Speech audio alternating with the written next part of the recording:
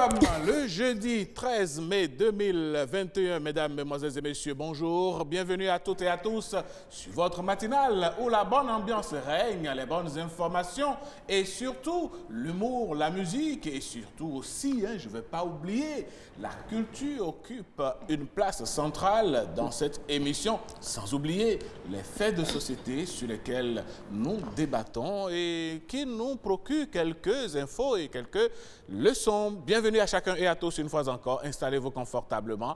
C'est Nopiden qui prend le pouvoir avec le duo Danonde. Bonjour. Alain Sochoum, bonjour. Comment vous portez-vous? Ça va. Ah ben, mesdames et messieurs, vous voyez avec moi. Vous voyez ce que je vois? Il y a quoi? Les bretelles sont à l'honneur. Et comment? Non, mais qui va se négliger? Vous êtes parfaitement bien habillé. Merci. Comme le dirait l'autre, élégamment très bien habillé. Merci, Madame Danonde. Je ne fais que vous accompagner. Ah, pardon. Dans la simplicité, vous faites des choses énormes. Merci. Mesdames et messieurs, bonjour, merci d'être là. On est ensemble, on ne cessera jamais de le dire. C'est pour 90 minutes de bonne ambiance. Si vous êtes encore au lit, prenez votre position, gardez cette position-là. On ne va pas vous gêner, restez là. Restez avec nous. Il y aura Axel Meryl et autres qui vont nous faire rire. Ouais, sourire. Ah ben, comme d'habitude. Pourquoi pas? Mais il y aura surtout, Madame Danonde, un sujet aujourd'hui, un sujet crucial. Ah ben oui. Un sujet très important.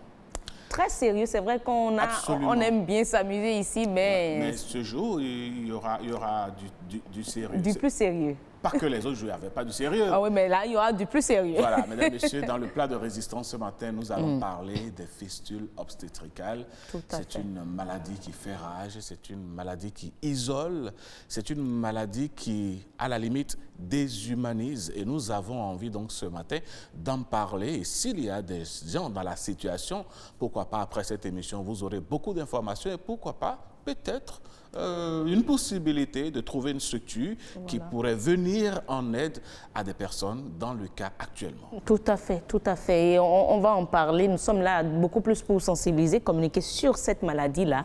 Et je ne dirais pas informer la société, mais cette société qui ignore de quoi il s'agit parce qu'on nous dit que c'est une maladie de la honte. Voilà. Les invités nous diront si c'est réellement une maladie de la honte. Est-ce que ce n'est pas par ignorance que les populations stigmatisent ces femmes-là qui vont donner la vie et malheureusement récupèrent une telle maladie? Allez, mesdames, messieurs, est-ce une maladie de la honte ou pas? Qu'est-ce qui conduit à cette maladie? Comment est-ce qu'on peut la traiter? Vous aurez toutes les informations. Aujourd'hui, c'est journée sensibilisation, journée information vitale. Mais tout de suite, nous démarrons avec les merveilles de notre pays.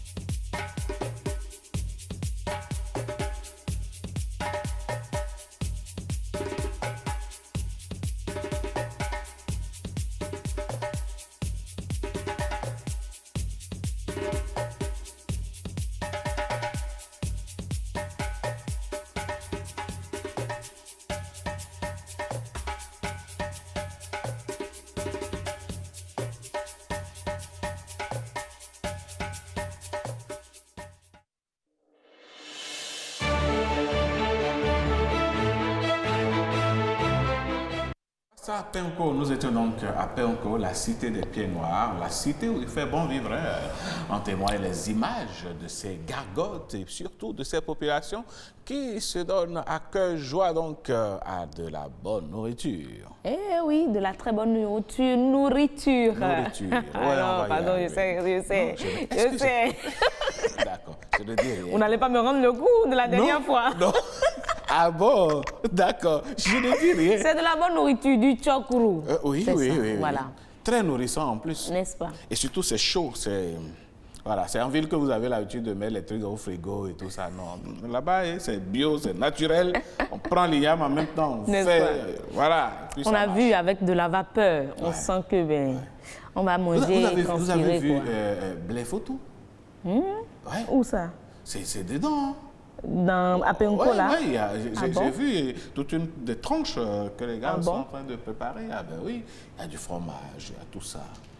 Et oui, si on a envie de faire villégiature, on pourrait faire un tour là-bas, pourquoi pas. Alors, franchement, les populations et les téléspectateurs diront que vous, là, vous nous vendez tellement du rêve.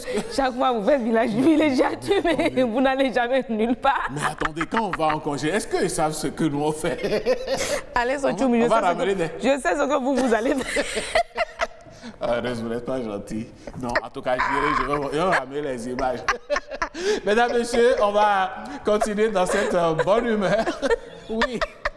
Vous voyez-vous, est-ce que Heureuse me fait? Bon, je ne dis rien. Cessez de vendre du rêve aux téléspectateurs. Non. Ce que je vends aux téléspectateurs, c'est de la réalité. Ce qui est réel sur vous, c'est vos bretelles. Merci. Qui entrent bien dans le cadre de la fête de l'Ascension. Ah, mais oui, aujourd'hui, c'est la fête de l'Ascension. C'est juste ça. À tous les chrétiens du monde et à toutes les chrétiennes, nous souhaitons une bonne fête de l'Ascension. Eh oui. Heureuse. Quand elle promet, elle fait, je sais de quoi je parle. Allez, mesdames, messieurs, voici Instant Humour avec Assel Meril.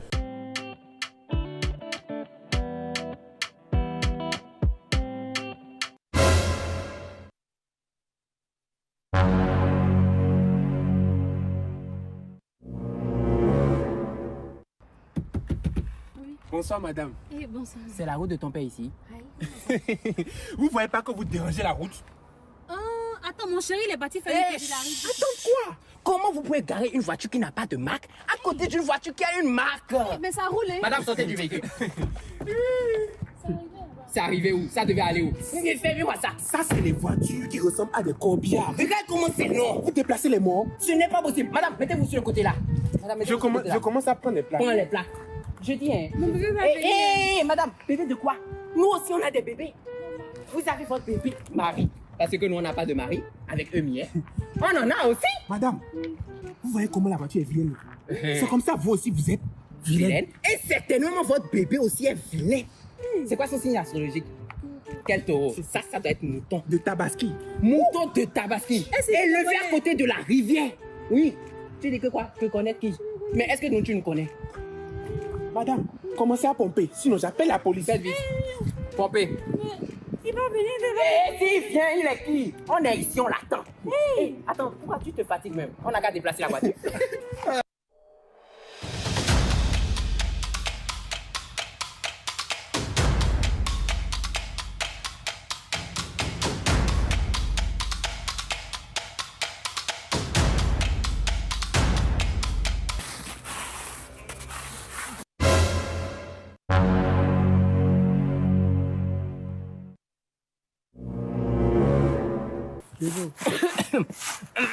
Oh, c'est quoi? Hé, ne t'inquiète pas, on va déplacer ça.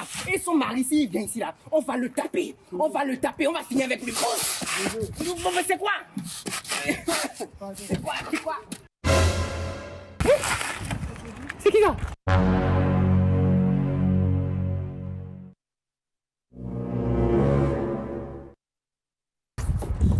C'est joli la voiture. Elle est très belle la voiture. Elle est belle. Belle. Ça. Bébé, quand tu n'étais pas là, lui, il dit que tu es vilaine. Et que moi-même, je suis très moche. Et que ça, corbillard, avec ta tête là. Et l'autre, il dit que toi, tu es un mouton. Elle a l'impression que vous parlez beaucoup de... Toi là, couche-toi par terre là, dis donc. On voit sa tête. Couche-toi par terre là, vite. Bébé, pardon, monte sur lui là. Il a dit... Non, monte sur lui là, tu rentres dans la voiture.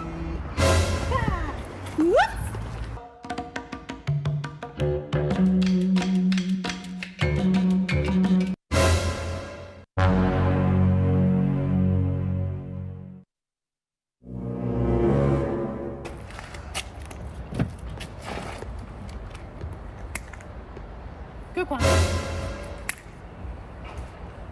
Tu me coucher, tu vas marcher sur moi?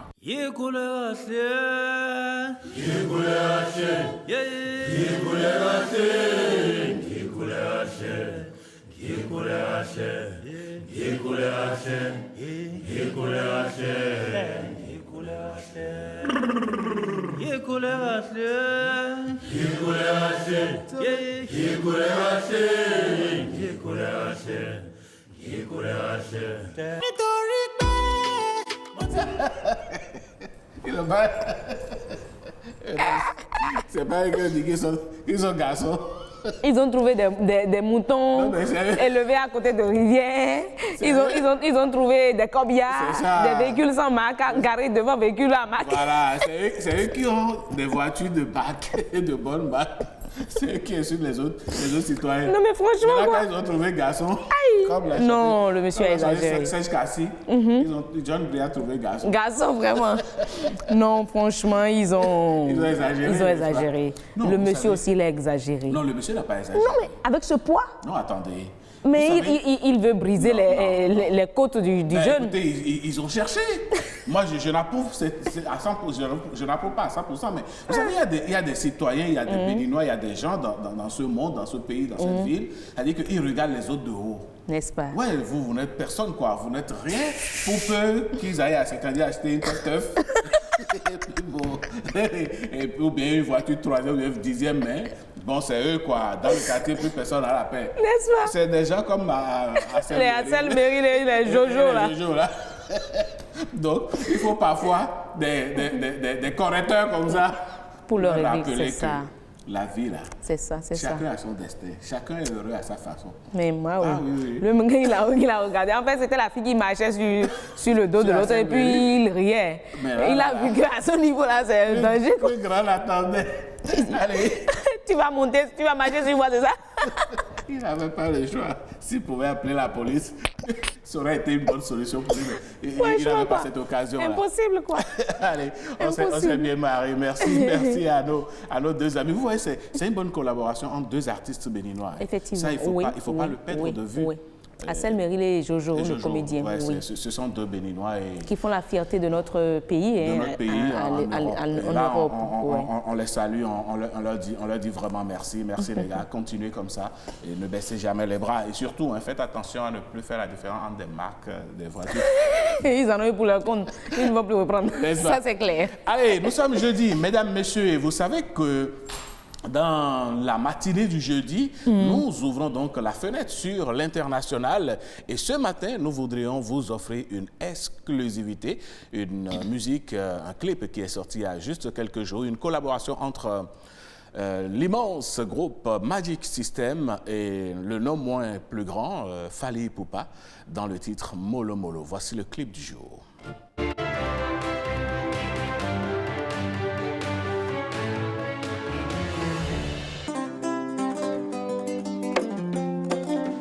Ouais, la vie est comme ça. Si tu dors, c'est pour toi qui vas partir.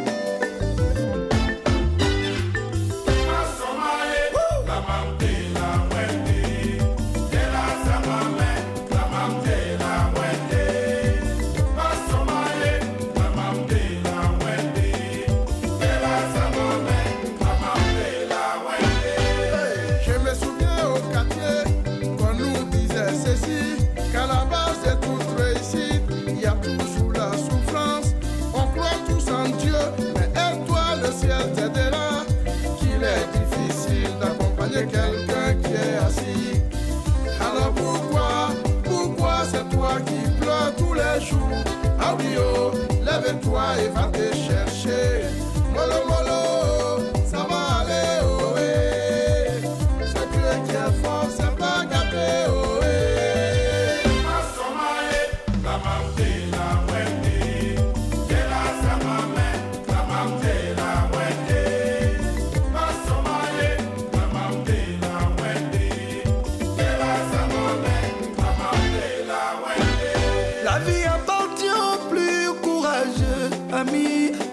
La vie réussit souvent, c'est qui se lève tôt.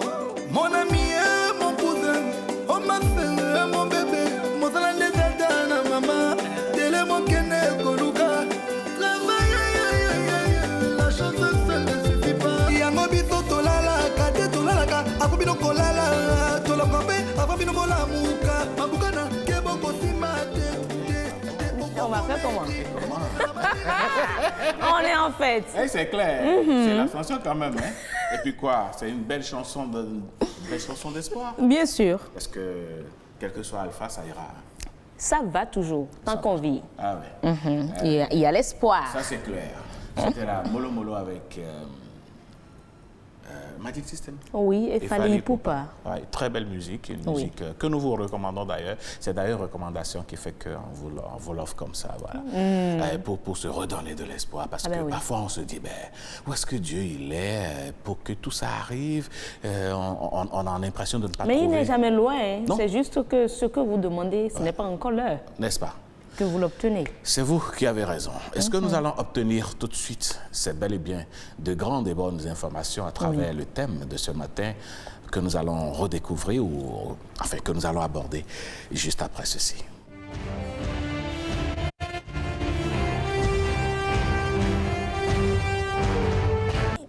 Elles sont souvent rejetées, méprisées, éloignées de la société lorsqu'elles sont victimes de cette maladie. Cela arrive parfois en allant donner la vie. Des femmes sont victimes des fistules obstétricales. C'est une maladie qualifiée de maladie de la honte du fait qu'une femme qui en est victime n'est pas souvent la bienvenue dans la société. Parfois, le mari, même le mari et toute sa famille la rejettent parce qu'il y a des incontinences partout. Mesdames, Messieurs, y a-t-il des solutions à cette maladie? Quelles sont les précautions à prendre pour ne pas être victime de ce type de maladie? Et quand ça arrive, est-ce qu'il y a véritablement quelque chose à faire pour en être guéri? Y a-t-il des structures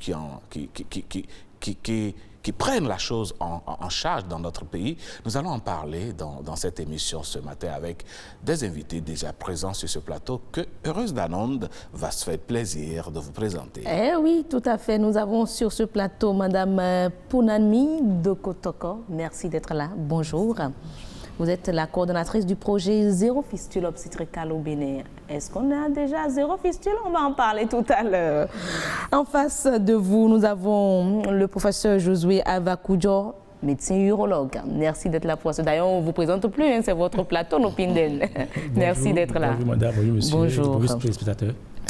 Au téléphone, nous aurons une victime, une femme qui a souffert de fistule obstétricale, qui a pu être réparée. Elle va nous donner son point de vue, son témoignage dans quelques minutes. Merci à vous, Madame Danonde. C'est un plaisir. Merci beaucoup.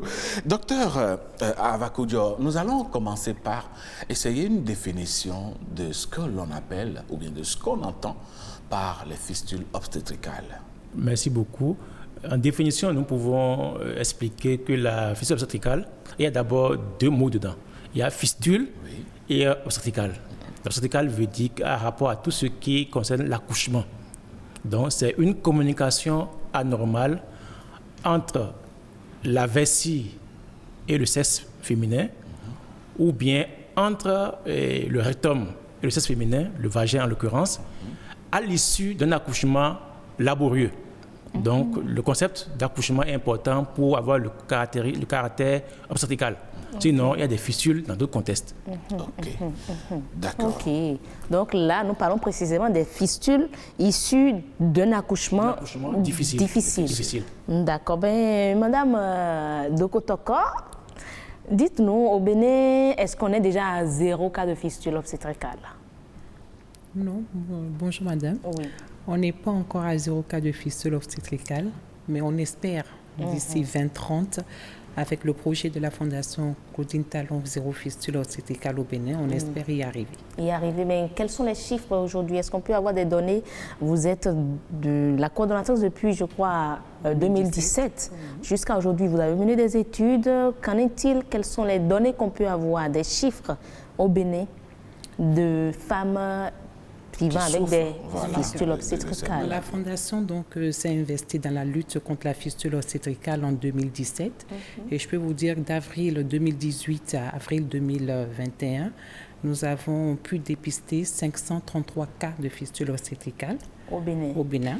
Donc 429 ont été opérés et 350 ont été guéris. D'accord. Et quelles sont les zones est-ce qu'il y a une zone où ces femmes-là sont le plus concentrées? C'est tout le Bénin qui est concerné. On n'a pas de zone. C'est vrai qu'on a tendance à en trouver un peu plus dans la zone de Ouémé Plateau. Mais en général, c'est tout le Bénin qui est couvert. Et nous travaillons d'ailleurs avec des ONG partenaires qui couvrent l'ensemble du territoire béninois. Et nous avons des femmes un peu partout. D'accord. Un peu moins dans certaines régions, bien entendu, mais c'est tout le Bénin qui est couvert. Mais Madame Pounami, dites-nous, quelles sont les conditions qui favorisent l'apparition, bien la survenue des fistules obstétricales? Comme le disait le professeur tout à l'heure, c'est un accouchement difficile et long. Les grossesses et mariages précoces aussi. Quand on parle d'accouchement précoce, d'accouchement long, pénible, qu'est-ce qu'on entend par là?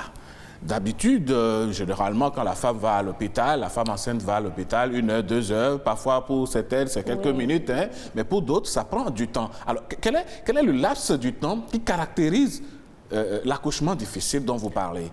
Vous savez, toutes les femmes aujourd'hui, malheureusement, et les femmes qui vivent dans les régions éloignées n'ont pas accès aux soins obstétricaux.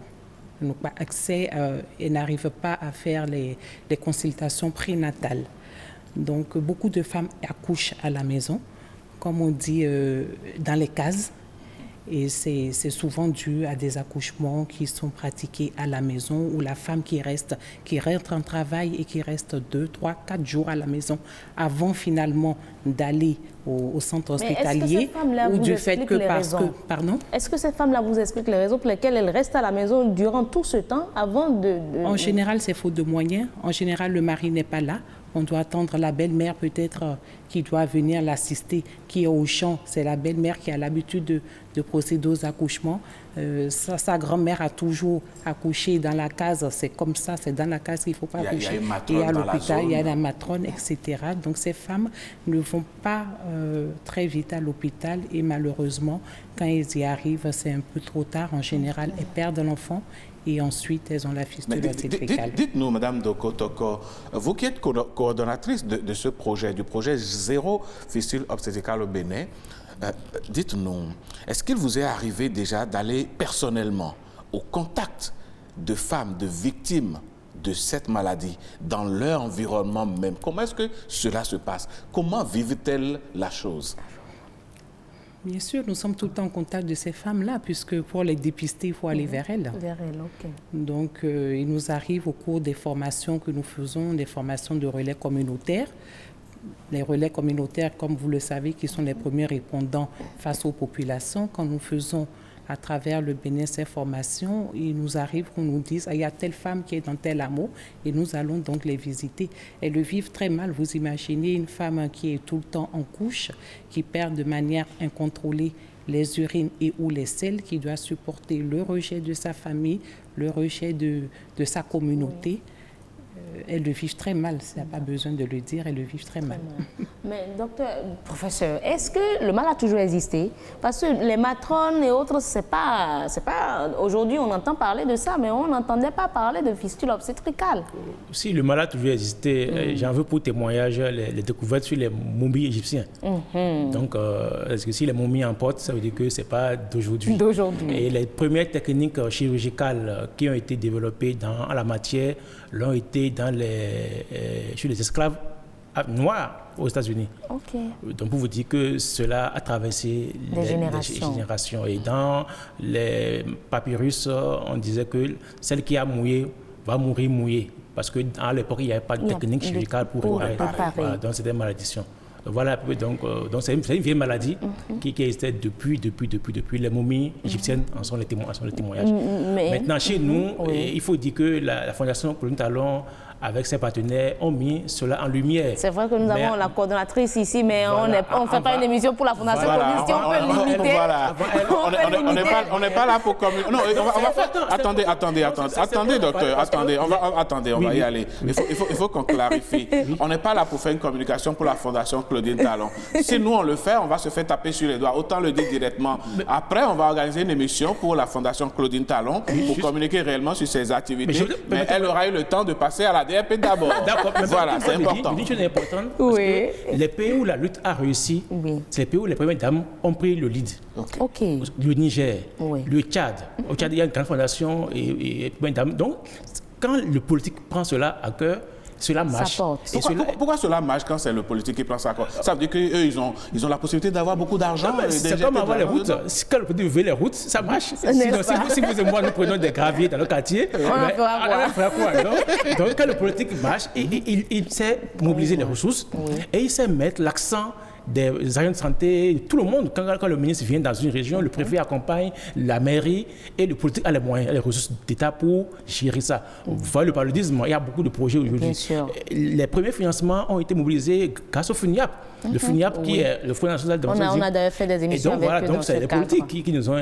donc c'est important que le politique prenne ça à bras le corps. Et donc, quand une première dame ou bien une autorité morale s'implique dans la lutte, cela marche plus vite que quand c'est les fonctionnaires de santé ou bien qui travaillent. Docteur, revenons dans notre environnement béninois.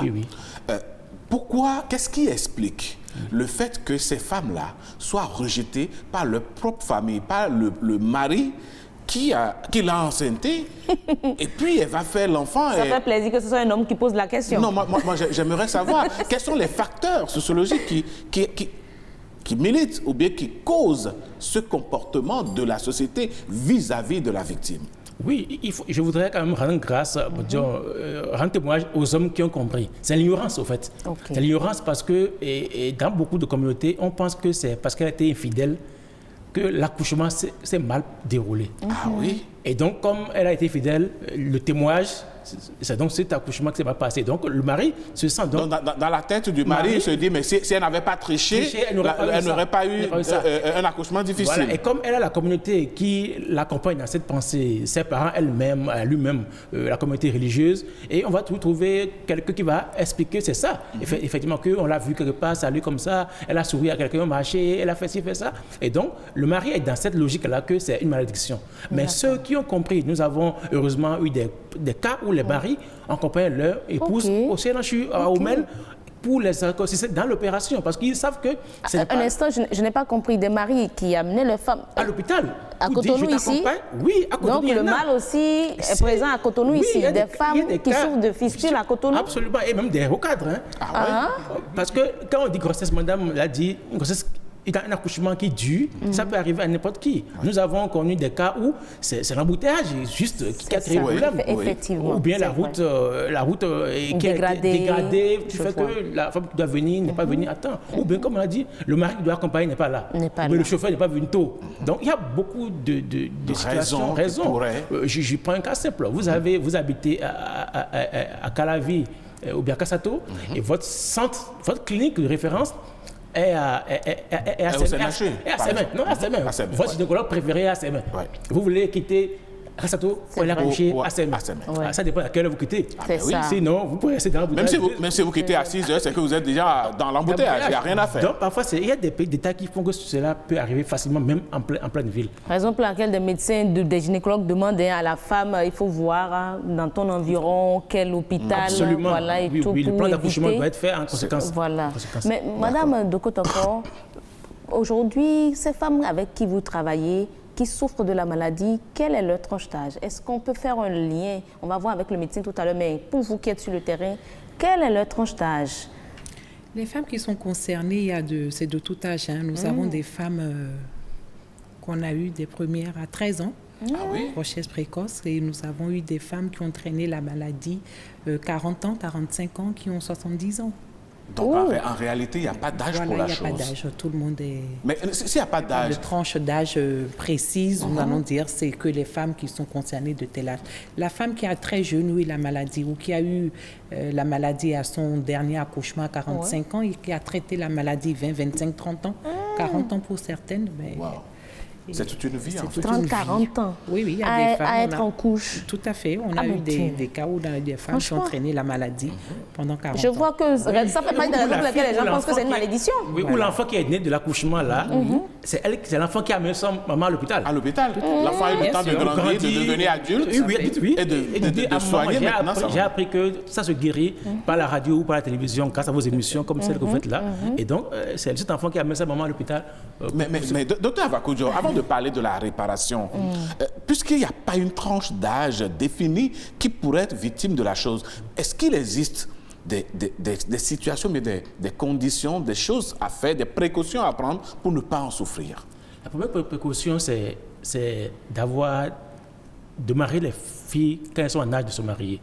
Parce Il faut éviter mariage les mariages précoces. Le bon sens, quand on voit une fille de cette taille, Vous avez dit le bon sens. on peut supposer qu'elle n'est pas encore en mesure de porter une grossesse. Ça, c'est le bon sens communautaire. Un enfant ne fait pas un enfant. Voilà, c'est ça. Et donc, ça, c'est déjà important. Après, il y a l'instruction, mais surtout la communication, l'information. Parfois, ce n'est pas ignorance que les gens le font, mais aussi la pauvreté. Parce que parfois, quand on envoie son enfant en mariage précoce, on n'a pas parfois de perspective pour cette fille-là à l'horizon. On la voit juste perpétuer l'accouchement, la maternité. Mais si on a un projet d'une fille cadre, d'une fille qui va devenir une autorité, on n'envoie pas un mariage à 13 ans. Donc il y a la communication, l'information et l'accès à l'éducation. Parce que quand la fille même, elle est au courant, elle est informée, parfois elle se bat. Elle se bat avec l'accompagnement des agents de santé, mais également des autorités morales.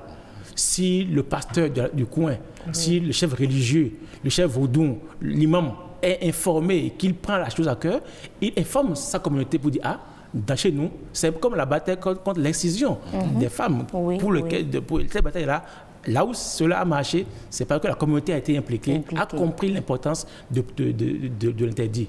Donc, il y a ça. L'ignorance joue pour beaucoup. Et l'accessibilité aux soins. Si on peut faire qu'on a besoin de soins, on puisse accéder facilement par les relais communautaires, par des sages-femmes disponibles par tout ce territoire. Mais parlons justement de soins et de personnel disponible. S'il y a des centres spécialisés pour réparer les fistules obstétricales ou bien n'importe quel hôpital peut prendre en charge ces femmes-là? Il y a des centres au Bénin, il y a des centres spécialisés pour réparer ces femmes-là qui sont de fistules. Mais ce n'est pas le centre le plus important, c'est les ressources humaines. C'est-à-dire que si on a les ressources humaines qu'il faut, on peut les opérer partout où il y a un bloc opératoire. Ça suppose que les spécialistes en la matière ne sont pas nombreux dans le pays. Ils ne sont pas nombreux. Ils ne sont pas nombreux parce que c'est une maladie qui n'a pas eu beaucoup d'éclairs pendant longtemps. Et donc, ceux qui opéraient venaient souvent de l'Occident, et avec des projets, des financements extérieurs. Donc, ce n'est que progressivement que le financement local est en train de s'impliquer dans la prise en charge de ces femmes-là. Donc, c'était des projets extérieurs qui venaient opérer ces femmes-là, et après, l'expert retournait dans son pays. Mais on a parlé un peu de, où est-ce qu'on peut opérer et tout, mais lorsqu'on en vient à la maladie même, ces femmes qui peut-être sont enceintes, comment elles pourront savoir que là, elles sont à risque d'avoir une fistule après accouchement? Quelles sont les manifestations? Donc, la sage-femme est formée pour dire à une femme qui est enceinte, votre grossesse a un risque de complications. Et donc, à tel mois de grossesse, s'il vous plaît, rapprochez-vous d'un hôpital où il y a un bloc opératoire. Ou bien, elle prend les contacts avec les médecins gynécologues qu'il faut. Donc, c'est l'accompagnement de la grossesse qui n'est pas toujours effectué correctement. Et également les pesanteurs. Au Bénin, pour quelques cas que je connais, lorsqu'on dit même à des gens intellectuels, on va vous faire une césarienne pour une grossesse, les gens pensent que c'est une malédiction. Or, la césarienne est parfois la solution pour sauver et la mère et l'enfant et garder la maman en état de concevoir à nouveau. Et donc, parfois, la hantise du bistouri fait qu'on dit, césarienne, c'est malédiction, c'est moi et tout. La grand-mère dit, chez nous, accouchement, je ne suis pas voix basse. Et donc, derrière cette course contre la performance d'accoucher par voix basse, et finalement, on finit par avoir des grossesses, l'enfant meurt, généralement, la femme obtient une fistule et, conséquence, elle est rejetée par la communauté qui devait normalement l'assister. D'accord. Mais Madame Dokotoko, vous avez parlé de dépistage. Vous allez sur le terrain, vous les dépistez, mais vous les dépistez et puis c'est tout. Est-ce qu'il y a un accompagnement? Comment le suivi se fait jusqu'à ce qu'on en vienne à une réparation possible? Il faut dire que la prise en charge de la fistule obstétricale s'articule autour de 3 volets. Le premier volet, c'est la recherche active, le dépistage, que nous faisons avec la formation des relais communautaires, avec un numéro vert qui est mis à disposition où les femmes peuvent appeler, avec les agents de santé, quand les femmes viennent ou en consultation, on se mal, donc on leur dit, vous pouvez vous référer à telle fondation pour vous faire guérir. Ça, c'est le premier volet. Le second volet, c'est la réparation, la prise en charge opératoire. Nous sommes en partenariat avec 2 ONG, Artémédis et GFMR, qui prennent en charge l'acte opératoire entièrement et c'est gratuit. Et nous avons le 3e volet, qui est la prise en charge socio-économique dans la fondation. Et ce sont les médecins qui traitent, qui opèrent? Ce sont les médecins qui béninois. Béninois qui opèrent et c'est la lutte que nous faisons actuellement parce qu'aujourd'hui, nous ne sommes plus tributaires des missions étrangères. Nous avons la possibilité aujourd'hui à Tanguieta, où nous ne faisions que jusqu'en 2019, que 3 missions par an. Nous avons eu la possibilité avec la Fondation de faire des missions à Parakou. Nous en avons fait 3 l'année dernière. Nous avons commencé une cette année. Et nous avons aussi la possibilité de le faire aujourd'hui au CNHU, au centre en neurologie. D'accord. On va écouter des Béninois qui sont informés également sur la question et qui donnent ici leur point de vue. J'entends parler, mais de quoi il s'agit concrètement? Je sais que c'est une maladie des femmes. Est-ce qu'il y a une maladie qu'on va appeler que c'est une honte? Non, il n'y a pas une maladie, on va dire, même le sida aussi, on sait que ce n'est pas une honte.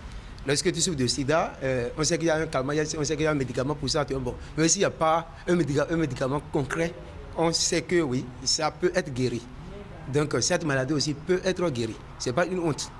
Les femmes ne demandent pas à tomber malades, les femmes ne demandent pas ce que cette maladie puisse frapper à leur porte. Donc quand elles se retrouvent dans cette situation, le conjoint, la belle famille, c'est le moment ou jamais pour ces personnes de soutenir cette femme qui a plus besoin de ça que réellement d'aller, je dirais, tout de suite à l'hôpital. C'est d'abord sur le soutien des proches que ces femmes-là veulent compter avant de pouvoir faire face à la maladie elle-même. Moi, je propose qu'il faut soutenir ces femmes qui sont dans ces cas. Elles ne sont pas à être abandonnées parce que cela nécessite une honte de la famille, la belle famille ou bien la famille d'où elle vient, ou bien elle-même, elle a des difficultés, elle ne sait pas comment en parler.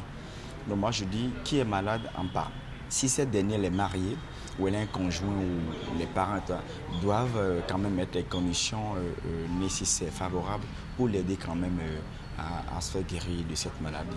Parce que cela, il ne faudrait pas que ça reste éternel. Elle est une mère, elle est appelée être mariée ou mariée, avoir des enfants et rester pour toujours. Oui, la maladie de la honte, oui, on peut l'appeler ainsi, puisque déjà, lorsque vous êtes mal à l'aise, lorsque vous n'êtes plus dans une posture hygiénique, vous voyez, c'est dérangeant, c'est très embêtant. Maintenant, ça dépend de comment la société prend la chose. Cette femme ne devrait pas se cacher, c'est pas faute de, enfin, pas ignorance, sinon que une femme qui porte un tel truc devrait alors recourir à des soins sanitaires à une prise en charge tout simplement. Voilà. Y a un adage qui dit qu'il ne faut pas se moquer de celui qui se noie quand on n'a pas encore traversé la rive. Donc normalement, les gens ne devraient même pas se moquer de ces femmes-là qui, par exemple, en voulant uriner, et elles ne le savent pas souvent et ça sort. Et elles sont gênées, elles sont dérangées, elles restent chez elles et elles ne sortent pas. Et il ne faut pas que ça soit une fatalité pour elles. Il faut qu'elles sortent, il faut qu'elles puissent vivre leur vie et surtout, il faut qu'elles puissent sortir, aller voir un médecin, un spécialiste pour se faire traiter. Eh bien, voilà qui est dit. Docteur Avakoudia, vous retrouvez dans ce que les Béninois ont dit là? Effectivement. Et comme je vous dis, c'est le bon sens qui a choisi de me partager. Une femme qui, sans l'urine, disons, on ne veut pas. C'est répugnant. Elle-même se met tranquillement en isolement parce qu'elle ne veut pas être indexée par la communauté. Mais cette maladie met à rude épreuve le sens de la solidarité. Solidarité matérielle, mais également sentimentale. Le mari, la communauté doit l'accompagner pour comprendre qu'elle traverse une période, mais qu'il y a de l'espoir parce qu'elle est curable. Ce n'est pas une malédiction, elle est curable. Et donc, ce message, elle doit porter. Une femme qui a une fissure cervicale, il faut l'accompagner dans une démarche de guérison. Et les médecins, le ministère de la Santé, tous ceux qui sont partenaires de cette œuvre-là, permettent de leur donner le sourire à la fin. Mais, docteur ou professeur, avant de donner la parole à Mme Dokotoko, au témoin d'un doute, les femmes petites là, elles sont vraiment à risque parce que tous ceux qui connaissent eux savent que vous avez Non. Vous avez peur? Mais il faut avoir peur. Ça dépend. Si toutes les femmes petites étaient à risque, les pygmées n'auraient pas de progéniture. Voilà. Parce qu'on entend dire que les femmes petites de taille... Qui n'ont pas le bassin assez développé, assez large, pourraient en être victimes. Oui, mais ça dépend également de la taille du bébé qui est dans le ventre. Donc, les gynécologues ont des algorithmes qui permettent de prédire s'il y a un risque ou pas. Voilà. Et c'est que les sages-femmes qui sont les paramédicaux aussi. Donc, je pense que c'est le gynécologue qui dit si c'est à risque ou pas. Mais, encore un message, il faut aller voir un médecin, un spécialiste quand on est enceinte. Déjà maintenant, on voit que l'état civil l'impose au père. C'est une bonne technique pour suivre la grossesse. Voilà. Parce qu'il ne faut pas laisser la femme à la maison sans soins prénataux. Et puis bon, ça y est. Et moi, je trouve également un élément important, c'est que quand on sait combien d'enfants il va avoir dans une communauté, on peut prévoir le nombre d'écoles à construire dans 20 ans, dans 10 ans. Donc c'est aussi une initiative qui est transversale. Vraiment. Alors, Madame Dokotoko, quand vous avez suivi vos réactions, il y a un homme qui a dit, oui, on peut considérer ça comme une maladie de la honte. Il l'a dit. Oui, c'est la maladie de la honte. Les femmes sont rejetées de leur société, elles sont répudiées par leur mari, elles sont rejetées parce qu'on les soupçonne d'adultère, d'autres on leur jette des pierres, on dit que ce sont des sorcières. Et les odeurs qui s'ensuivent, c'est des femmes qui ne peuvent plus aller dans leur... qui ne peuvent plus aller au marché, qui ne peuvent plus exercer une activité génératrice de revenus, des femmes qui sont complètement isolées. Vous en rencontrez qui vont carrément aller vivre dans des champs et qui ne rentrent plus du tout en famille pour vivre avec les siens. Et c'est cela que la Fondation donc essaye. Donc, c'est vrai que c'est la maladie de la honte, mais elle ne devrait plus être la maladie de la honte avec le concours de tout chacun. Il faut sensibiliser. C'est une maladie, ce n'est pas une fatalité et c'est une maladie qui peut se guérir. Et tous ensemble, nous devions donc là aujourd'hui que moi je trouve, c'est que c'est gratuit le traitement. Tout à fait. La prise en charge est entièrement du dépistage jusqu'à la mise en place d'une activité génératrice de revenus. En passant par la réparation. En passant bien sûr par la réparation. Mais docteur, la réparation, c'est à 100%? Oui, pas 100%. Il n'y a aucune maladie qui est à 100%. Mais on est proche de 90%. Et puis les cas ne sont pas les mêmes. C'est-à-dire que les incontinences sont quand même contrôlées ou bien sont limitées. Oui, en fait, mais il y en a quand même. Lorsque le chirurgien opère un cas de fissure obstétricale, il a plusieurs objectifs. Il a d'abord de fermer l'orifice le trou par lequel l'urine sort, ou bien le matière fécale. D'accord. Mais après, c'est une femme qui est parfois en âge de procréer. Donc, il faut que le vagin soit réparé aussi. D'accord. Docteur, je ne vous arrête pas. Nous avons en ligne notre témoin. Voilà, c'est une victime de cette maladie qui a été guérie. Mesdames, Messieurs, nous n'allons pas, vous l'imaginez bien, vous décliner son identité, mais vous allez entendre sa voix. Bonjour, madame. Bonsoir. Comment ça va, madame? Ça va très bien. Ça va bien, merci. Nous sommes contents de vous accueillir dans cette émission. Alors, dites-nous, comment est-ce que vous avez vécu la maladie de la fistule obstétricale et comment vous en êtes guéri? Ok. Bonsoir tout le monde. Bonsoir. Oui. Ici, c'est Pascaline. Oui, allez-y directement, madame. La fistule obstétricale, c'est une maladie qui gaspille la vie des femmes. Dans les temps passés, moi qui suis en train de parler maintenant, j'ai attrapé la maladie. Je vais accoucher. Et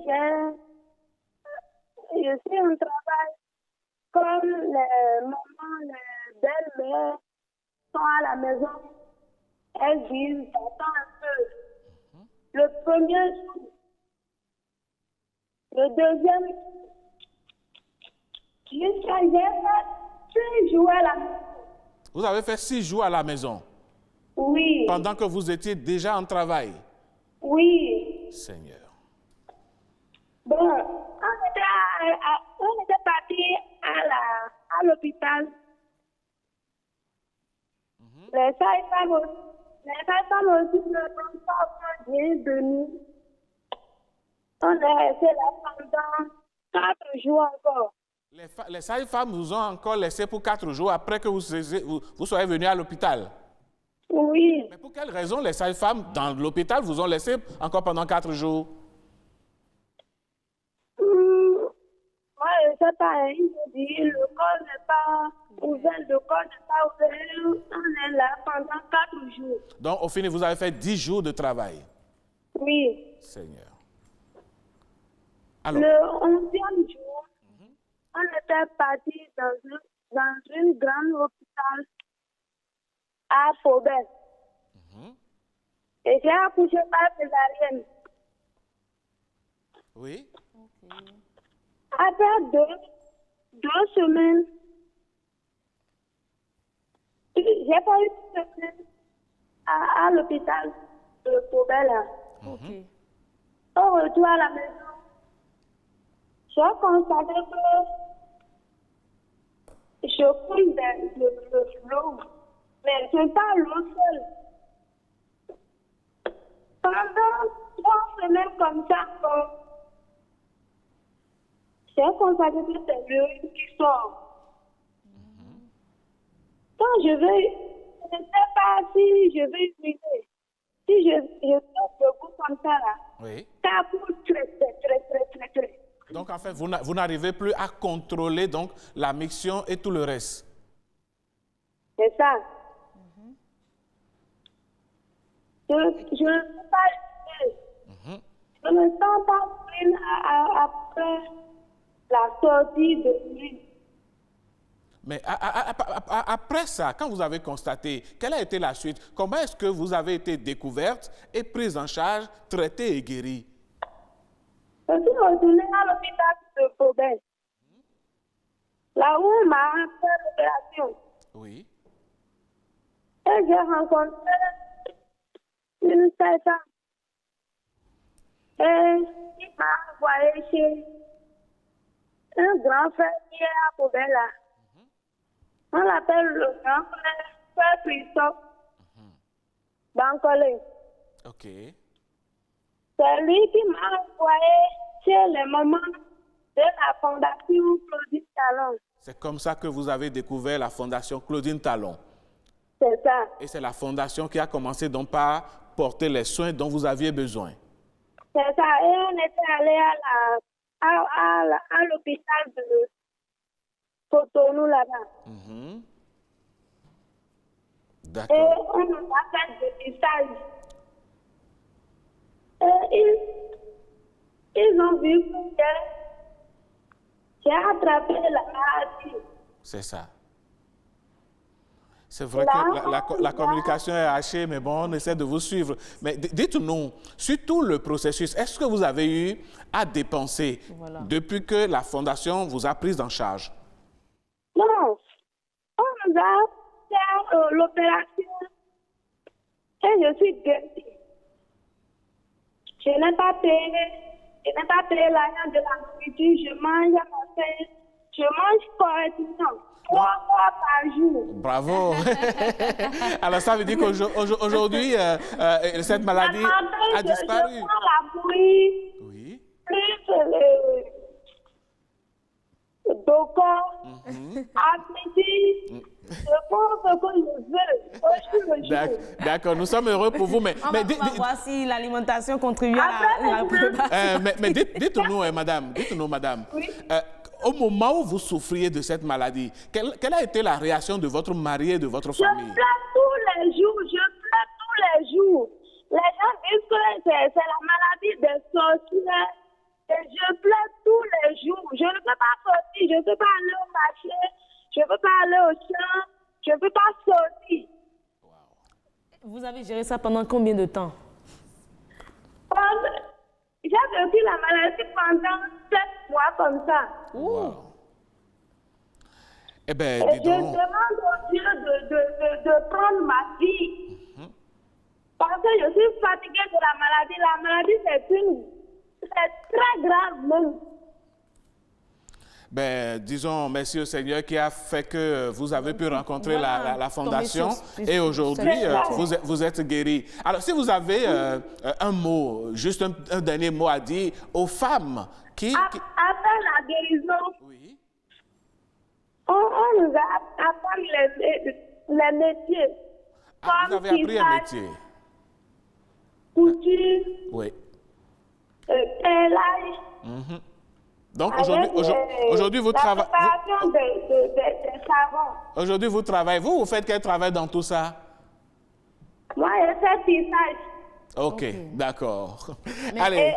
Permettez. Après avoir fini, la fondation nous a acheté la machine. Ils nous ont donné une enveloppe de 100 000 francs. Avant la maladie, je mangeais un peu de divers. Ok. Maintenant, quand je suis guérie là, ils m'ont donné les divers, 2 sacs de riz, un bidon de... En tout cas, ils vous ont fourni tout ce qu'il faut pour relancer votre activité, n'est-ce pas? Oui. Allez, merci beaucoup. Mais permettez qu'on puisse avoir son avis sur ce point. Mais lorsque vous avez été traité, guéri, vous avez appris quelque chose à faire, arrivé à la maison, est-ce que votre mari, votre famille vous ont accueilli comme il se doit? La famille est heureuse de m'avoir rencontré, guéri, avec ce travail, avec des designs. Aujourd'hui, j'ai 3 apprentis. Ok, d'accord. Et je travaille correctement. Merci beaucoup à vous. Nous vous souhaitons beaucoup de bonheur encore et encore. Eh bien, merci d'être intervenu dans cette émission. Bonne journée à vous. Ben voilà, je crois qu'elle est partie. Et oui, mesdames, messieurs, voilà un témoignage vivant. Poignant. On a eu assez d'informations dans la région sud du Bénin. Parce que Pobé, c'est dans la région sud. Et il y a eu un problème qui s'est posé. C'est comme si même les médecins ne connaissent pas la maladie. Comment cela se manifeste? Non, en fait, la fistule comme maladie, nous devons plutôt lutter pour la prévenir. Parce que quand la maladie est là, c'est déjà trop tard. Oui, mais docteur, professeur, je ne vous arrête pas. Comment est-ce que vous pouvez comprendre qu'une femme en travail soit laissée par des sages femmes, des gens supposés connaître le métier et accoucher la femme, elles l'ont laissée pendant 4 jours. Non, il y a une raison valable. Ils ont dit que le col n'était pas ouvert. D'accord, mais moi je voudrais comprendre, vous qui êtes professeur... Non, moi je veux comprendre, vous qui êtes professeur, vous qui êtes de la santé, comment est-ce que cela peut s'expliquer? Est-ce qu'elles n'ont pas contribué à envoyer la femme dans cette maladie? En fait, il y a des questions que je n'ai pas pu lui poser parce que le travail d'accouchement a une définition médicale. Et 10 jours de travail, je n'en ai pas encore vu. Jamais. Donc, ou bien il doit avoir... qu'elle a confondu avec le travail. Elles se sont profanes et du travail de 10 jours, mais 10 jours de travail, je n'ai pas encore personnellement vu ça, quoique je ne suis pas gynécologue. Et donc, il doit avoir eu... Et comprenez aussi que elle a quitté un centre périphérique pour aller dans un hôpital où il y a un bloc opératoire. Tout à l'heure, quand je parlais, je disais qu'on doit avoir accès à un hôpital où il y a un bloc opératoire. Donc, les sages-femmes, à un moment donné, ont compris que leur limite, elles ont atteint leur limite. Elle ne nous dit pas quelle était l'approche, est-ce qu'elle m'a accepté au départ la césarienne? Comment elle est arrivée à la césarienne? Parfois, c'est la famille qui dit non.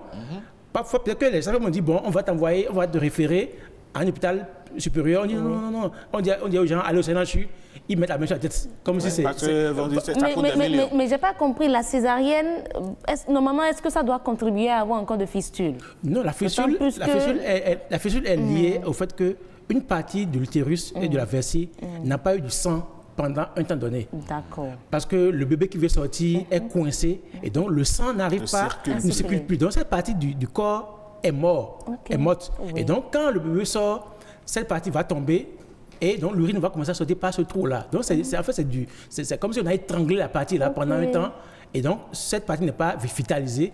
Elle meurt et donc l'orifice va donner droit au passage de l'urine. Avant de passer le message, à faire la parole à Mme Doko Tokon, nous avons un message sur le forum WhatsApp de l'émission qui dit ceci: cela ne devrait pas déranger. Mais dans nos zones reculées, ce n'est pas facile pour ces femmes. La stigmatisation est le maître mot. Tout ça parce que nos parents, de l'autre côté, n'en savent rien. Moi, je souhaite que, comme les spots de Corona passent, qu'on passe aussi les spots de sensibilisation sur les risques liés à cette maladie. Donc, il faut beaucoup plus de sensibilisation. Et justement, dans ce cadre, Madame Doko, vous qui êtes coordonnatrice, quelles sont les actions que vous faites pour on n'est plus loin de 2030, hein? Voilà, parce que là, il reste 9 ans. Là. Nous faisons donc ces actions. À chaque mission chirurgicale, nous faisons des spots dans toutes les langues, jusqu'à 12 langues. Mais pourquoi ne pas procéder généraliser un peu comme Covid-19 aujourd'hui? Je ne sais pas, les heures d'écoute, passer ça en boucle sur les chaînes de télévision, les radios communautaires et tout ça. Ce n'est pas sur les radios communautaires, mais comme je dis, nous le faisons à chaque mission. Nous le faisons quand nous faisons la formation des relais communautaires. Mais est-ce que ce n'est pas limité, madame? Parce que là, ça continue. Oui, parce que si vous attendez vos missions, voilà, si vous attendez vos missions pour faire cette communication, pour faire cette sensibilisation, le professeur Avakoudia vient de nous dire... Nous faisons ce que nous pouvons faire. Non, le professeur Avakoudia dit qu'à Cotonou, on a eu des cas. Moi, ça m'a étonné. Ah, bien sûr, il y a des cas à Cotonou. Nous avons, tout le monde est, comme je dis, comme le disait la dame tout à l'heure, il ne faut pas se moquer de celle qui n'a pas encore atteint l'autre rive. Nous avons des fonctionnaires qui ont la fistule obstétricale, nous avons des médecins qui ont la fistule obstétricale. Là, tout le monde est concerné. Tout le monde est concerné par la fistule et la Fondation Claudine Talon quand même se bat au niveau de la communication pour faire l'essentiel pour éradiquer ce mal. Mais pour aujourd'hui, la réinsertion, la dame a commencé par en parler. Comment ça se fait? Comment ça se passe? Est-ce que vous tenez compte de ce qu'elles veulent pour les envoyer dans les métiers ou on choisit la voie? Après, le troisième volet, comme je vous disais, c'était donc la réinsertion socio-économique de ces femmes. En fait, quand elles finissent d'être opérées et qu'elles sont déclarées guéries par le médecin, la Fondation Claudine Talon a des centres. Donc, nous avons un centre à Tanguita et un centre à Parakou. Donc, une fois que les femmes sont guéries, elles rentrent dans ce centre de formation pour une durée de 2 à 3 mois où elles apprennent des petits métiers le temps de leur convalescence. Donc, ça va de la couture au perlage, au tissage, à la savonnerie. Comme elle a dit. Et nous leur demandons, en général, quand elles rentrent, nous leur demandons, bien sûr, quand elles rentrent dans ce centre, qu'est-ce qu'elles avaient l'habitude de faire. Et en fonction de cette panoplie de métiers que nous leur proposons, elles choisissent. Et quand elles finissent donc leur séjour au centre, la Fondation donc, leur donne du matériel pour faire leur activité génératrice de revenus. Et dans la société, vous les accompagnez dans leur communauté où elles sont livrées à elles-mêmes? Elles vous reviennent après? Elles ne sont pas livrées à elles-mêmes, elles sont suivies justement pendant 1 an. Nous faisons 6 suivis de ces femmes pour voir comment fonctionne leur activité et leur état de santé aussi, parce que la vision donc, de la Fondation Claudine Talon, c'est de veiller à la santé de la mère et de l'enfant. Donc, elles ne sont pas livrées à elles-mêmes, elles sont quand même suivies pendant 1 an. Est-ce que vous arrivez à avoir un impact sur le regard que la société ou bien l'entourage de ces femmes porte sur elles après la guérison? Il nous arrive, après la guérison, que certaines femmes ne sont pas tout à fait acceptées dans leur communauté, soit parce qu'elles arrivent avec quelque chose en main. Ça a été la femme qui avait été rejetée en son temps, qui n'avait pas du tout les moyens, qui était délaissée. Elle revient aujourd'hui guérie, toute belle, dans sa communauté, avec une activité. Et elle a même dit, Parfois, elles ne sont pas acceptées par leur propre communauté, donc par les ONG qui travaillent avec nous, les 6 ONG partenaires Madame, on les accompagne. Madame Pounami Doko, définitivement, vous allez devoir passer par la direction des relations publiques pour régler la facture. Elle fait bien son job.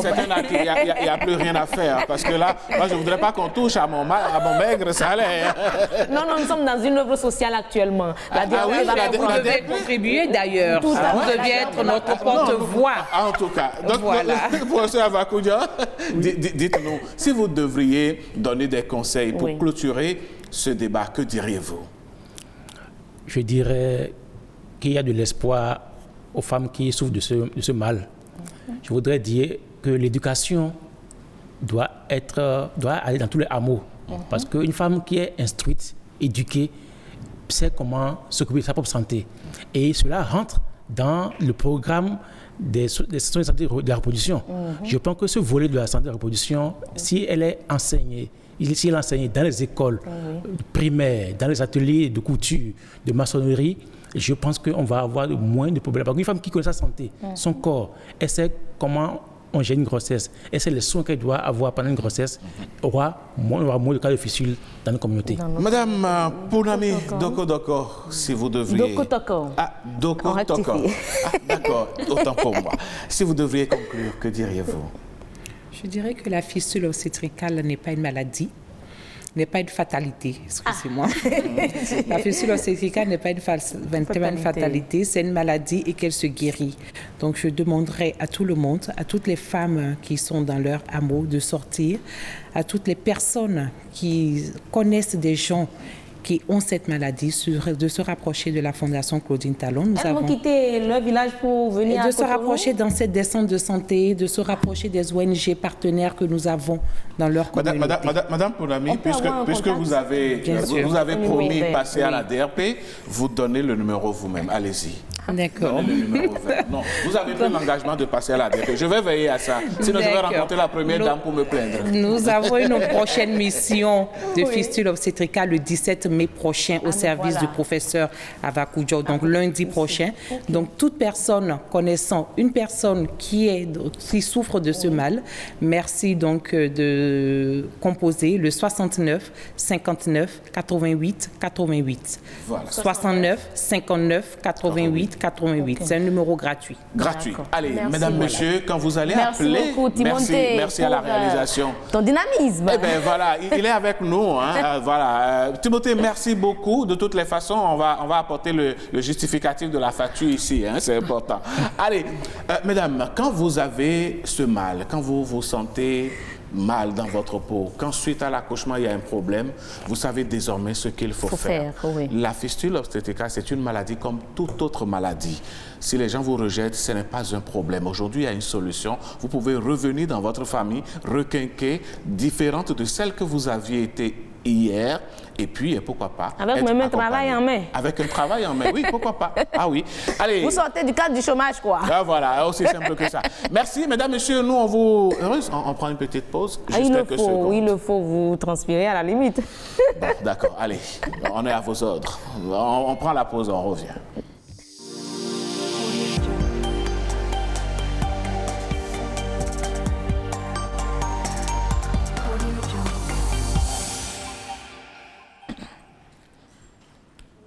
Nos us et coutumes prennent la page, la suivante que nous tournons à l'instant même à travers la rubrique qui suit.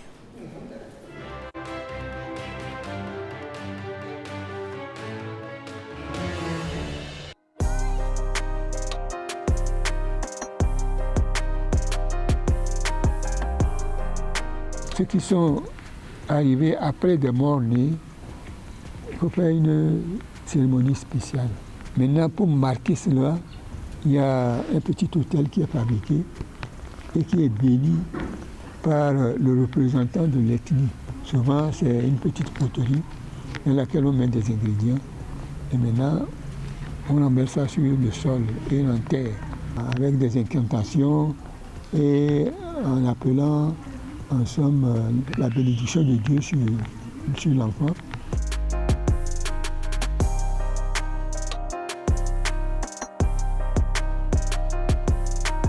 J'ai un petit hôtel qui est enterré et c'est là que je dois faire périodiquement, c'est-à-dire tous les ans, une cérémonie.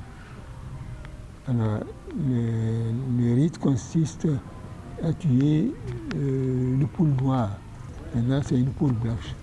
On fait ça pour demander encore, en somme, la bénédiction de la petite divinité qui se trouve, qui est personnelle à moi. Et ensuite, on demande encore le concours des autres divinités.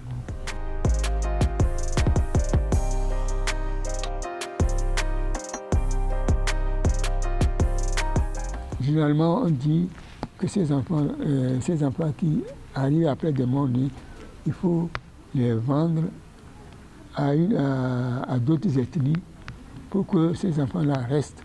On continue de rester chez soi, mais symboliquement, on dit qu'on l'a vendu à telle personne. Pour que c'est ceux-là qui bénissent. On lui donne le nom de l'ethnie. Souvent, c'est ça. Donc, mon cas, par exemple, je suis arrivé après des morts nés. Alors, on a dû me vendre au moment où je suis arrivé à l'ethnie Kabye. Chez nous, les Kabyes s'appellent les Cabrets. Bon, il y a d'autres à qui on vend au Peul. Et généralement, ceux-là, c'est les Boni chez nous.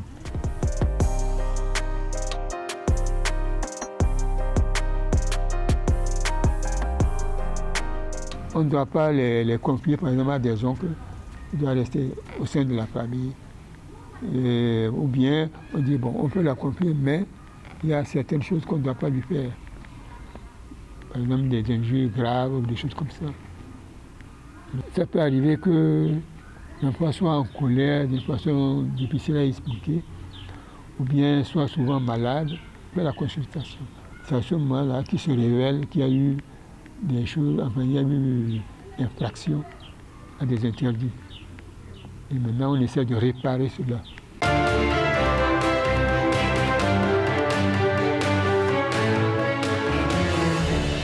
Et oui, quand un enfant arrive à la suite d'une série d'enfants morts-nés, malheureusement, il faut, dans notre tradition, sinon dans nos traditions, effectuer des cérémonies qui sont censées garder ce dernier en vie, oui, pour qu'il ne suive pas le pas des autres. Des autres. Oui. Et on est parfois amené à le vendre même à une autre ethnie. Oui, à le déplacer. Voilà, de c'est son ça. milieu. En fait, le thème, ils disent qu'ils le vendent. Oui. Mais c'est en fait un déplacement. Un peu comme si on montre au génie ou bien à l'esprit, oui, qui cause la chose, que cet enfant n'est plus dans les rayons. Dans les rayons. Voilà. Ben, nos traditions restent nos traditions. Et en pays fond, je crois qu'on l'avait dit. Je pense même que ça peut peut-être être la raison pour laquelle vous entendez par exemple on peut dire un sochoumé, qui est en temps normal du Koufo, ouais, qu'on retrouve peut-être dans la Donga, qui font dans d'autres générations. Ben oui. Et on dit ils ont quitté tel pour être tel, ouais, c'est possible. C'est bien possible. Oui. C'est bien possible. Allez, mesdames, messieurs, nous allons passer au prénom africain. Bonjour, mon pape. Donc, je peux avoir la bénédiction papale bénédiction maintenant. sur vous. Voilà. C'est la bénédiction fétiche. C'est ça, bénédiction sur nous. Avec vous, aujourd'hui, nous allons parler d'un prénom. Je rappelle que vous êtes ressortissant de l'aire culturelle Mina. Oui. Voilà. Et ce matin, vous avez choisi de nous parler du prénom Doji. Oui, tout à fait. C'est qui Doji et pourquoi Doji. Ah, ça me fait penser à un grand professeur. Ah oui, le professeur Doji Amozovi. Bon. Que nous avons reçu d'ailleurs même sur ce plateau. C'est un habitué de ce plateau, oui. Doji. Oui, donc il faut dire que en Afrique, il y a de ces prénoms, surtout au Bénin, il y a de ces prénoms qui sont en fait tout un mélange de proverbes, de mots d'encouragement et autres. Ouais. Donc, Doji, par exemple, ce n'est pas lié à un jour de la semaine, comme on a eu à le voir. Ce n'est pas lié non plus à la position d'un enfant, mais c'est lié à des événements donnés. Aux circonstances. Aux circonstances, voilà. Aux circonstances. On peut nommer un enfant Dodi. Souvent, c'est les garçons aussi.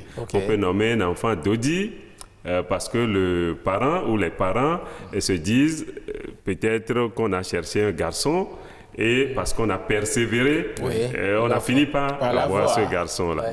Ou c'est peut-être un événement qui n'est pas lié à la naissance d'un enfant, mais le parent, il s'est dit, c'est parce que j'ai été endurant, j'ai pu persévérer, que l'enfant est comme la récompense.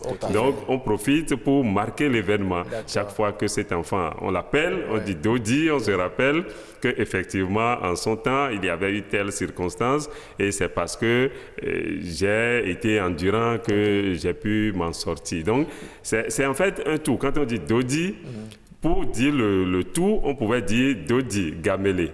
Ça veut dire qu'il faut être endurant. Vous avez... le temps vous donnera raison, en fait. Le temps favorable arrive. Tout à fait.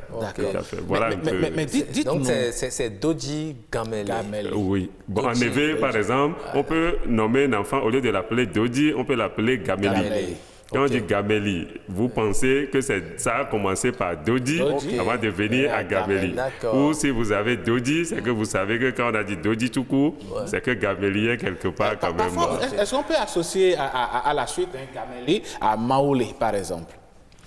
Oui, c'est un tout. Ça peut être les mêmes circonstances, mais là, c'est strictement chrétien. C'est-à-dire que celui qui a son enfant veut rendre grâce à Dieu et donc profite de la naissance de cet enfant pour dire, bon, parce que j'ai été endurant, parce que Dieu a fini par me donner raison, alors on dit Dieu, il existe vraiment. C'est là on peut dire Maoulé. Mais quand on prend Dodi, dans son âge adulte, cette personne qui porte ce prénom, est-elle vraiment enclinte à la persévérance dans la vie adulte? Oui, en temps normal. Ce prénom devait pouvoir entourer avec tout le côté spirituel et autres, devait pouvoir entourer cet enfant une fois que déjà vous savez que vous êtes né dans des circonstances où vos parents ont dû vous donner ce nom pour dire, bon, effectivement, il faut être endurant dans la vie. Ce serait paradoxal qu'à la moindre difficulté que vous baissez le bras et que vous vous présentez chaque fois comme étant Dodi. Votre Dodi est où aussi? Chaque fois, vous baissez le bras. Donc, c'est un prénom qui, si vous le comprenez bien, doit pouvoir vous booster chaque fois. On dit, mais il faut être persévérant. Dodi, Gameli, Dodi et Lavagnon, ainsi de suite. Donc, il faut pouvoir être persévérant. Mais vous savez, généralement, les parents ne prennent pas le soin d'expliquer à leurs enfants pourquoi on leur a donné ces prénoms. Un enfant qui ne sait pas que, bon, c'est une exhortation au courage que son prénom véhicule. Comment peut-il savoir s'il est peut-être déjà à terre dans un échec? Comment peut-il s'armer de courage pour pouvoir remonter? Non, vous avez tout à fait raison. En fait, il faut reconnaître que peut-être que c'est lié un peu à notre génération. On ne taquinait pas les parents sur ce genre de choses. On se contentait de nos prénoms. On m'a donné tel prénom. Parfois même, on ne demandait pas quel sens à ce prénom-là. Mais aujourd'hui, où nous avons entre griffes des enfants numériques, ils vont vous poser toutes les questions liées à son prénom. Il va dire, mais pourquoi on m'a donné tel prénom? Et qu'est-ce qui s'est passé? Et ainsi de suite. Les enfants aujourd'hui posent 1000 questions sur un événement. Ils vont jusqu'à demander pourquoi le prénom de l'autre, on ne me l'a pas donné. Voilà, exactement. Oui, c'est vrai, des enfants très curieux. Qu'est-ce qui s'est passé en son temps et donc aujourd'hui, je pense que les enfants doivent normalement, les parents d'ailleurs, doivent se mettre déjà dans cette logique-là. À un certain âge, on dit, mais si je t'ai donné Dodi, c'est parce que moi j'ai été endurant en son temps. Si j'avais baissé les bras, peut-être que tu ne serais pas né. Donc aujourd'hui, il faut que face à toutes les difficultés, que tu montres que tu es un Dodi. Voilà. J'avoue, c'est une belle idée. Moi, je vais le faire en fin d'année. Puis, c'est vrai que je ne l'ai jamais fait. Oui, leur expliquer un peu les tenants et les aboutissants des prénoms. Tout à fait. Mais si en temps vous avez passé tout votre temps à leur donner des prénoms en français, Et aucun prénom africain. Non, Quelle explication vous avez? Je l'expliquerai aussi. Parce que même les prénoms français, européens, ou allez, je sais pas. donc voilà, il est temps qu'on revienne donc à nos prénoms africains. C'est l'un des objectifs donc de cette rubrique. Le pape. Oui, bénédiction. Merci beaucoup.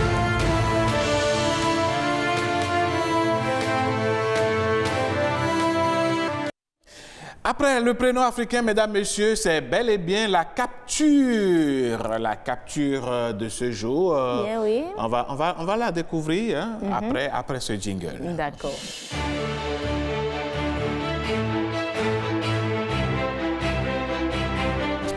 La dynamique continue avec la réalisation. Oui, avec Timothée. Eh oui. Tim, très très fort, comme le dirait l'autre, avec la complicité. Il te flouait, hein? Ah non, hein, c'est pas du, comme le dirait l'autre, c'est pas du flouménisme. Ben voilà. Alors là, c'est du floutage de ce côté. Ça là, vous ne croyez pas bien dire.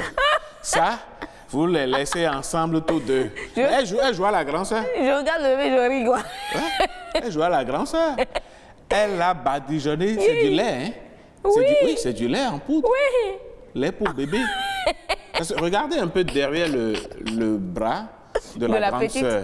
Oui, il y a la boîte de lait derrière elle. La boîte de lait derrière? Oui, la boîte de lait est derrière elle. Mais il y a un risque là. Hein? Oui, heureuse, il y a un risque. Si mais par la maman mégarde... et puis elle a pris tout ce temps pour faire ça. Non, mais attendez, il y a le risque que... qu'elle a baissé ça sur le bébé. Hein? Il y a un risque que le bébé puisse inhaler. Voilà. Respirer, envoyer tout un lot de poudre. Boucher les narines avec. Ah non, les parents que nous sommes, on devrait faire. C'est que je vois les yeux du bébé. Lui, c'est tellement quelque... Et la petite est affairée. Ben oui. Elle veut encore comprendre en fait. Là, il semble que le bébé a les doigts dans la bouche. Lui, là, il va sucer ça, non? Il a trouvé quelques poudres de lait. Il faut bien qu'ils soient contents. Bon, c'est la grande sœur qui lui fait donc le bonheur, l'honneur de le servir. Je vois l'image de la réaction de la mère. Ah, mais non. Elle va lui donner 2 bonnes fesses. Ah non, mais c'est pas sa faute à elle, à la petite. Mais quand même. Ben non. C'est la maman qui n'a pas su dégager bien les parents. Il faut lui faire ça pour qu'elle ne le fasse plus après. Non, je ne suis pas d'accord. Ça, c'est de la maltraitance des enfants. Je ne suis pas d'accord. Non. Jusque-là. Oui, elle est trop petite pour être fessée. Ce qu'il faut faire. Moi, je prie même que la maman vienne retrouver. Monsieur l'homme de la communication non violente. Non, c'est vrai, vous me traitez de pacifiste par ici, mais ça c'est moi. Non, écoutez, je pense, la maman aura de la chance de retrouver la quantité de lait qui reste encore. Si Antoine ne renverse pas ça. Donc il faut faire attention. Ah oui. Et quand c'est comme ça, tu entends yo. Mais qu'est-ce que tu as fait comme ça? Instinctivement, tu entends pa. Non, arrêtez. Et quand elle fait papa, là, le bébé, quand la fille commence à pleurer, voilà, parce que là, c'est une solidarité qui ne dit pas son nom. Ah, on vient de te donner à manger, c'est qui t'a donné à manger se fait frapper. Toi, il faut l'accompagner par les larmes. Allez, merci mesdames, messieurs. Eh bien, on rigole bien avec cette image, mais il y a des risques là-dedans. Heureuse, aujourd'hui, on est jeudi. On est jeudi aujourd'hui. Aujourd'hui, c'est Instant. Instant Éco. On va vendre un peu. On va vendre. On va produire un peu. On va produire. on va donner des idées de business. C'est ça. D'accord. Instant Éco. On parle de quoi aujourd'hui? Du manioc. Ah ouais. Ah oui. Du manioc. On avait parlé du gari. Ouais. D'accord. Et voilà, on commence par dire que le manioc représente un aliment de base pour la plupart des populations africaines, au point que certains pays d'Afrique de l'Ouest ont le mérite d'être appelés pays du manioc. Le Bénin en fait partie d'ailleurs, car bien sûr, pays du manioc à cause de la peau grasse, à la productivité et à l'action de promotion. Nous avons le Bénin, nous avons le Nigeria, le Ghana et la Côte d'Ivoire qui sont appelés pays du manioc. Okay. Il faut dire que la production à leur niveau, au niveau de ces différents pays, lorsqu'on prend le Bénin, nous sommes à 4150 tonnes en 2019. En 2019, oui, 4150 tonnes. Mais ces chiffres doivent avoir évolué à la baisse. À la baisse avec ce que nous avons eu sur comme information la dernière fois. Qui fait la rareté donc, du manioc aujourd'hui. Alors, en plus d'avoir plusieurs produits dérivés du manioc, il faut dire que ce tubercule-là regorge d'un fort potentiel nutritionnel et commercial susceptible de contribuer doublement à l'amélioration des régimes alimentaires des peuples et à la réduction de la pauvreté. Et ça, ce sont les Nations Unies qui le disent.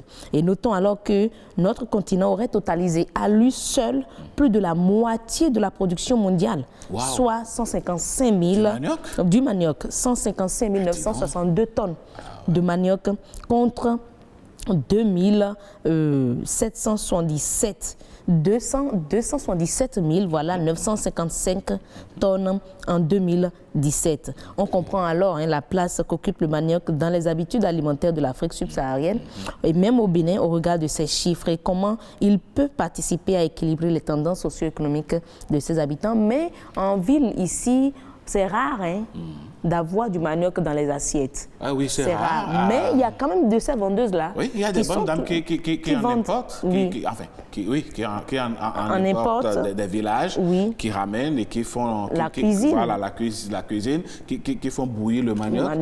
Est-ce que vous avez déjà accompagné le manioc par du abobo, haricot, une fois? Ah, ça marche. Je l'ai fait. Ah, ben voilà, vous connaissez les bonnes choses. Je l'ai fait, franchement. C'est succulent, c'est délicieux. Surtout, il y a le type de manioc. Oui. On appelle ça egbawo. Voilà. Comment on peut l'expliquer. Voilà, c'est le type de manioc qui n'est pas dû à la cuisson. Ou bien. Il y a un type de manioc, ce n'est pas dû, c'est blanc. C'est blanc à l'intérieur, façon. Et puis bon, quand vous accompagnez ça... il y a des dames qui vendent ça au bord de la voie pratiquement tous les matins. Bien sûr. Le mal est qu'on en produit en quantité, mais la transformation, c'est beaucoup plus le gari. Or, on peut avoir du pain à base de manioc, des friands à base de manioc. Il y a même une usine, une boulangerie, on ne va pas donner son nom, qui fait du pain à base de manioc. Du manioc. Il faut que cela puisse se généraliser. Bien sûr, bien sûr. Ça fait du tapioca.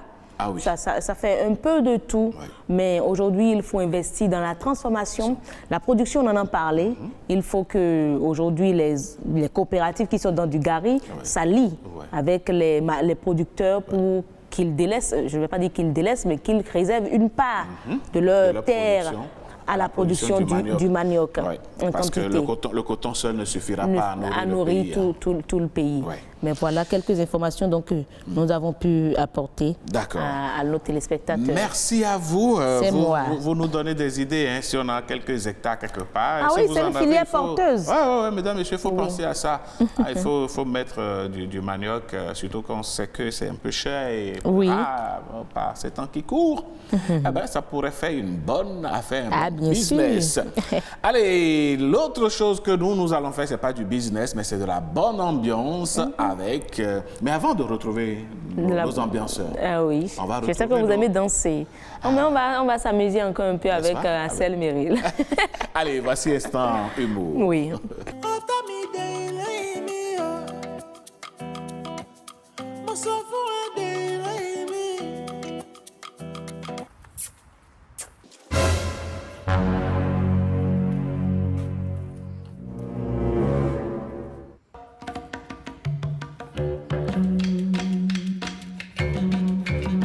Ça va? Oui, ça va. Ouais, c'est quoi ton prénom? C'est pourquoi? Oui, c'est juste pour faire connaissance. Moi, en connaissance. Ça va pas chez toi? Je n'aime pas. Chérie, allons-y. Là-bas. Attends. Écoute-moi d'abord. Oui. En fait, je voudrais qu'on puisse faire connaissance, tu vois. En plus, tu vois, je peux te donner là tout de suite. Tu me veux quoi? Genre, je laisse ma copine pour te suivre. Est-ce que c'est faisable, ça? Mais non! Hey. Ma copine, allons-y. Attends. Hé! Quoi? Tu vas laisser ta copine comment? Est-ce que vous êtes nés ensemble? S'il te plaît, viens, on va rentrer dans ma voiture. Tu vois, et puis on va partir ensemble. Allô? Si elle veut pas, moi je veux, pardon. On y va. Tu dis quoi? Oh, pardon, faut quitter. On y va. On y va. Oh, attends.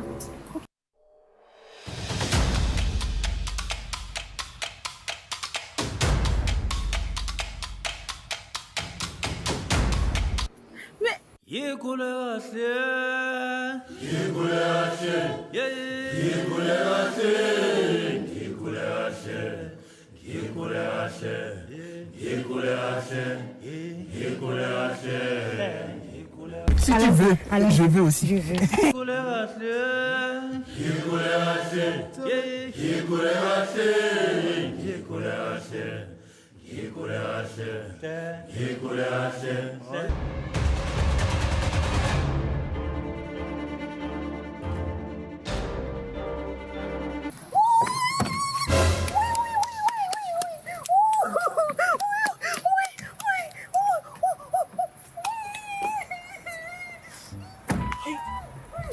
Tu as quoi? Faut te lever, pardon, je suis désolé, pardon. Viens, tu vas rentrer, Vas-y, tu vas rentrer, vas-y. Elle a pas sorti, sors. Sors. Pardon. Sors. Vas-y.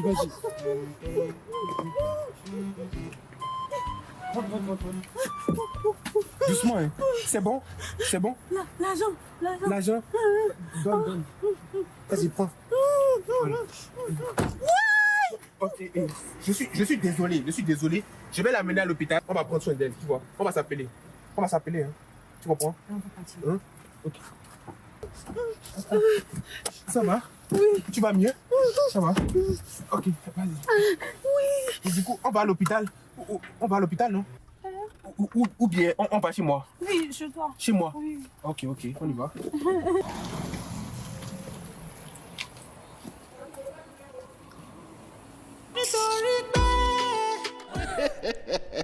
Non mais Beryl, il est terrible là. Elle ne voulait pas, non? Elle a vu la situation changer en un clin d'œil. En fait, elle se dit, la copine pour qui moi je laissais l'argent, elle ne m'a même pas calculé. Mais attends, quel est le rapport? Un homme t'appelle et puis tu dis que tu ne veux pas laisser ta copine. Bon. C'est l'amitié. L'amitié. Oui. Elle lui a montré le type d'amitié qu'elles ont, oui. C'est ça, malheureusement. Mais elle aurait pu se tordre la cheville avec son petit numéro de je suis tombé, venez me chercher. Et elle vient dire, sors. Ouais. Viens dire, l'argent là. Mais quel est le rapport avec l'argent en réalité? Elle avait mal aux pieds, non? Elle se contente de rentrer dans la voiture, on on y a la soirée avec quoi? On va la soirée avec de l'argent. Non mais les filles là, elles sont terribles. La femme, elle est tranquille comme ça. Vraiment, oh, mon tout ce Dieu. qui vous traverse l'esprit. Tu as vu tout le spectacle qu'elle a fait? Vraiment. Même il a cisoté. Et puis, on veut l'amener à l'hôpital, elle dit non, à la maison. Elle sait ce qu'elle voulait. Affaire de femme. Non de Dieu. En tout cas, mesdames, messieurs, nous, c'est tranquillement mollo, et on conduit cette émission et nous en sommes au dernier virage. Oui. Voilà, on va braquer légèrement le volant et c'est en ambiance, dans la bonne humeur. Comme d'habitude. Oui, on va danser, on va avec Asalfo. Et il fallait pas. Ah ouais? Asalfo et tout. Vous avez annoncé déjà les couleurs le week-end risque d'être... On a encore demain, mais on va danser un peu d'abord.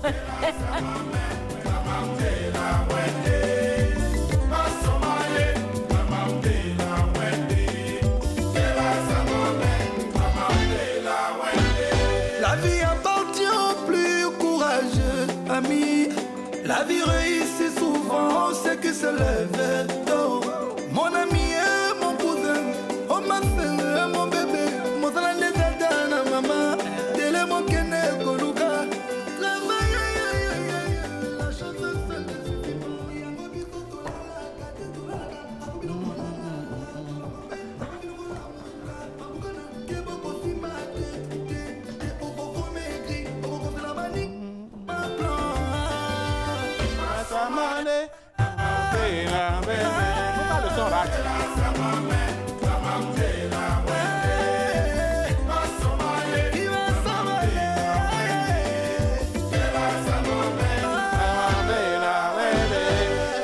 Quelqu'un m'a dit les efforts viennent avant le succès. Ah ouais. Tu ne veux pas souffrir, alors ne sois pas surpris. Ah ouais. Avant toutes les choses, il faut avoir la volonté.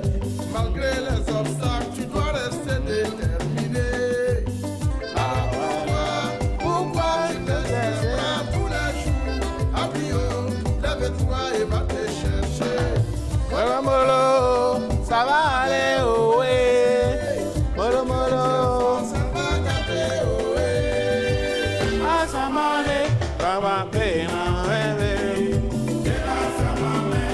Allez, bien danser, la Danone.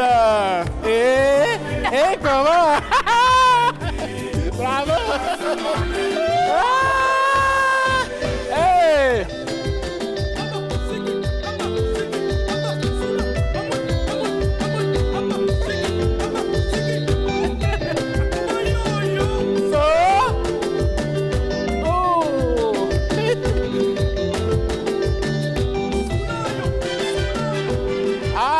Mesdames, Messieurs, vous l'aurez compris, et oui, c'est dans cette ambiance-là que nous bouclons la boucle de cette émission. On vous retrouve demain matin, par la grâce de Dieu. Merci à vous, Madame Danonde. C'est un plaisir, Monsieur Sotoum. J'ai bien aimé votre ambiance ce matin.